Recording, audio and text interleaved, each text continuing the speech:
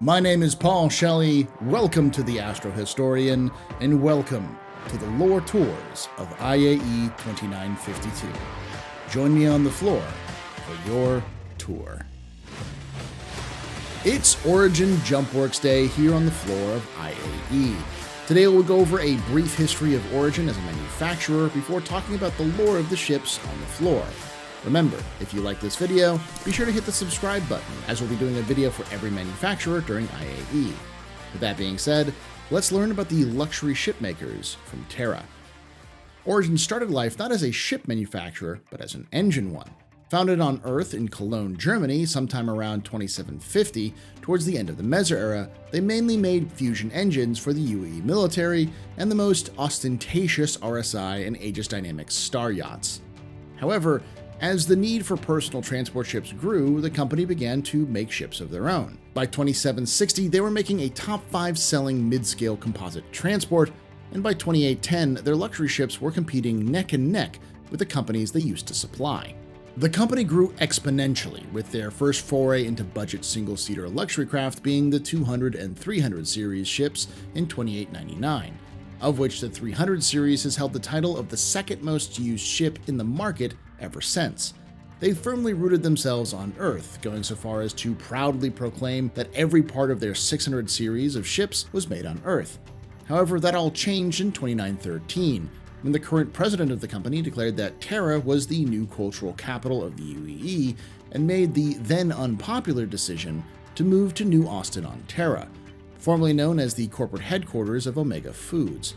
Since then, Origin has taken over the city, with many locals calling it Origin Town, with the city becoming a mecca for spaceship enthusiasts and Origin fans from all over the verse. Now, let's take a look at what's to offer for Origin on the floor of IAE. The first ship we're going to look at is the 600i.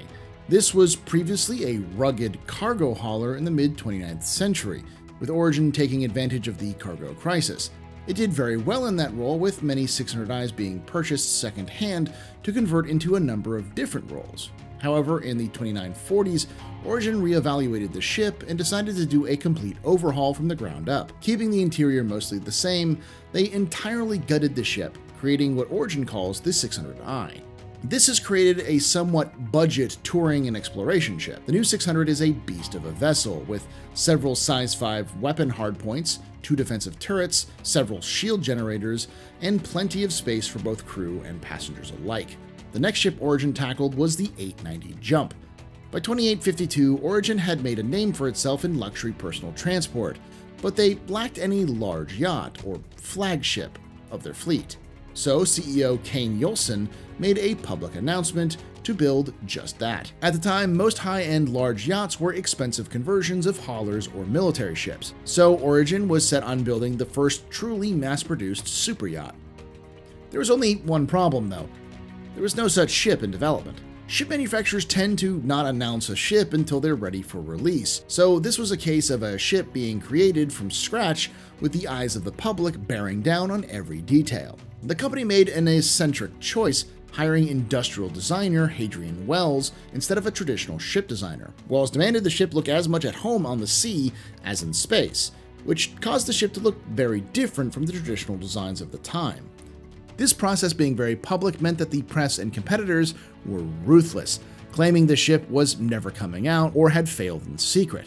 To everyone's astonishment, the ship took 18 months from its design to complete the prototype, and in a flashy public exhibition in Earth's orbit in March of 2857, the 890 Jump was revealed to the press. The press did a complete 180 and began hailing the ship as the future of spaceflight. Today, the ship remains mostly the same, though it underwent a retrofit in 2944 and includes a custom snubcraft in the form of the 85X. The next ship is probably the most iconic ship of the Origin line, the 300 series. The 300 is the result of the X3 program, which was meant to be the first foray into personal spaceships by Origin, who had suffered several setbacks with the 100 series not living up to their expectations. So when they felt they had nailed their goals, they showed the experimental ship off in 2889 at the Terra Air and Space Show. It immediately sent shockwaves through the aerospace industry. Until then, Origin had stuck to larger yachts and personal transports. Here, was a true personal spacecraft with the flair and design that Origin had been known for. The X3 would then be greenlit as its own dedicated line known as the 300. The team was headed by design wunderkind Andreas Lang. The motto he drilled into the team was, "Many creatures create tools, but humanity is defined by a more sacred ability to appreciate beauty, and to use that to appreciate and create art." The team was stacked with true believers like Andres, who didn't just want to make a ship, but a statement. The eclectic mix of spacecraft engineers, artists, and craftspeople created a ship that looked as good as it flew. The first test flights took off from the Frankfurt Cosmodrome in 2897, which showed the ship performing as expected. But the true reason for the success of the ship came a year later, in 2898. It was then that the High Court passed down a verdict in Pressman versus the United Empire of Earth that allowed civilian craft to use the same speed safety standards that racing ships had been using for years. Thus, when the ship was released in 2899, it was the first ship capable of exceeding the previous speed limits, making it truly the fastest civilian ship on the market. The first variant of the 300 to release was the 350R in 2903, with a limited production run explicitly for the racing circuit, where it dominated for decades. The next model was the Pocket Explorer in 2930, the 315P, which proved popular with smaller prospector crews who used it to find resources more efficiently and comfortably. The last version, the combat-focused 325A, had some mystery surrounding it, as the ship itself was obviously designed to UEE Navy specifications.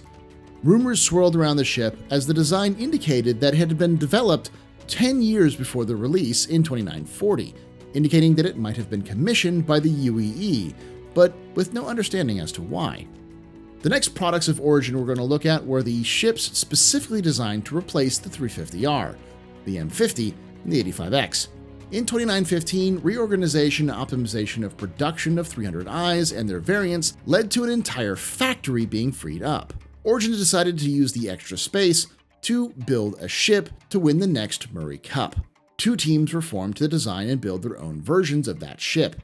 The Model XVB team was headed by the 300 series veteran designer Tam Newson, while the Y series Interceptor was led by the up-and-coming designer Alberto Vara. The ships were rigorously tested by the Origin racing team. Both were better than the 350R by a significant margin, but it was the Y series team that won out thanks to the ship's modularity and upgrade capacity. The Y series then became known as the Origin M50 and would be revealed at IAE 2917, set to release the next year. However, safety issues kept the ship from being sold until 2920. Then it would be 3 more years before the ship was able to compete professionally. But when it made its debut in 2923, it blew away their competition, winning the Murray Cup. The M50 was even in use by the military and advocacy, who purchased 144 M50s to act as interceptors in 2937, which became the core of the advocacy's elite interdiction force known as Bronson's Bolts, were deployed to areas of high crime. While the XVB lost the competition, it would be revived in 2943 as the custom snubcraft for the brand new 890 Jump, known as the 85X. One of the most recent ships of the fleet is the 100I. The original 100 series was a disappointing failure, an experiment that taught the teams at Origin the lessons they needed to learn about how to make personal spacecraft, and would lead to the development of the 200 and 300. In the 2940s, the team at Origin developed a fuel scoop and processor they called the Air system. With this smaller, more efficient refueling system, they decided to revive the older experiment of the 100, and in 2950, they released the new 100I as a beginner ship, with the Air system on board each variant to give it extended range over its competition. The ship comes in 3 different variants: the base 100I, the extended cargo bay of the 135C, and the souped-up combat variant of the 125A. The latest release from Origin is the 400I. Designed to capitalize on the exploration craze of the post-civilian Carrack era, the ship was specifically designed not to be luxury, with more of a home-away-from-home approach. Taking cues from the 890, the ship was designed with a large, skinny front and has a crew of 1 to 3. Famously, the ship is built with a dedicated bay for another Alberto Fara designed race ship, the X1. The X1 was built from lightweight polymers and takes speed and agility to the next level thanks to seamlessly integrated engine technology. It's designed as a snub open-top canopy racer. The last vehicle on display is the G12. This closed canopy rover is designed to allow for longer exploration in hostile environments without requiring the driver and passengers to wear suits. It even has an official UAE military variation known as the G12A, which comes with missiles and armor designed for VIP transport. That's what's on offer here on the Origin floor at IAE 2952. Make sure to come down and check out the ships for free for a limited time. If you haven't already signed up for Star Citizen, then use the referral code on screen now or in the description to sign up for free and try these ships out yourself. I'd like to thank you for watching and remind you to subscribe for more videos of the floor of IAE 2952. If you really enjoyed the video, think about leaving a like. And if you really want to help the channel out further, think about becoming a YouTube member or Patreon. For now, let me know your thoughts on Origin in the comments below. And as always, remember, ex historia ad astra.